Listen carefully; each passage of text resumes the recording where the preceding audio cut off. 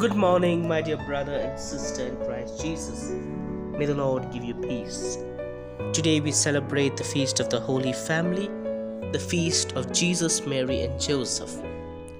Dear friends, on this special day, as we celebrate the feast of the Holy Family, we are invited to reflect on God's presence in our families. As we know, families are blessings from the Lord. Genesis 12:2. As we know, families are extensions of God's love. God loved the world so much that He extended His love through the family by becoming a human person.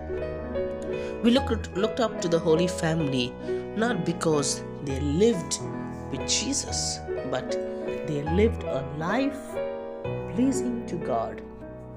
In spite of all their shortcomings, in spite of all their difficulties, they remained united to each other. The Holy Family invites us to reflect on their faithfulness to God and faithfulness to each other. The Holy Family invites us to reflect on their love for each other, their loyalty for each other. In the Gospel of Luke, we read, Jesus, He grew in wisdom and in faith. Every family on earth are called to bring their children in the faith and in wisdom. We know wisdom is God's gift. It is not accumulated, or it is not given to us, or we cannot acquire it. It is a gift God gives us. And therefore, every child comes to us, as Mother Teresa says, with a message that God still loves the world. Today, as we celebrate the feast of the Holy Family, dear brothers and sisters, we are called to reflect. Are our families abodes of God's love, torrents of God's mercy, and extensions of God's presence? We read the scriptures, we see that God has revealed a great deal to us about His plan for the family. Today we celebrate the feast of the Holy Family, Jesus, Mary, and Joseph. When the Father sent Jesus to us to reveal His love and to show us the way to Him, Jesus did not fall out of heaven as a fully grown human adult. Jesus came as a member of a family, that is the family of Nazareth. That's why we call the Holy Family of Nazareth. Jesus completes the family. A child completes the family. Today we are asked to reflect upon how do we see our children. Are we seeing our children as blessings, as completion of God's plan on earth? At this time of the year, when families are reunited again, it is good to reflect on how our family fulfills God's plan, because the family that prays together stays together. Is our family a praying family or a playing family?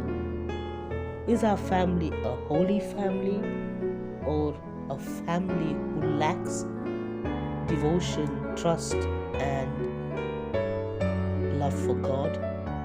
The letter to the Ephesians reveals much to us about God's plan for the family.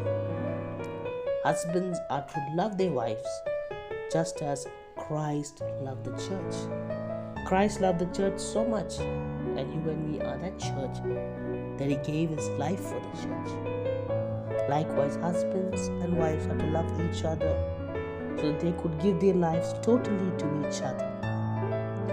The letter to the Colossians reminds us to put the message of Christ in the center of our homes and lives. The first reading of today from the book of Surah tells us that we are called as parents, people, to be responsible. As children, individuals, to be responsible to God's plan in our life. Family is God's greatest gift to us. Let us ask ourselves, how is our family growing today? Is our family becoming abodes of blessings Is our family becoming special channels where God's grace is reflected? Or is our family becoming just another existing unit on this earth?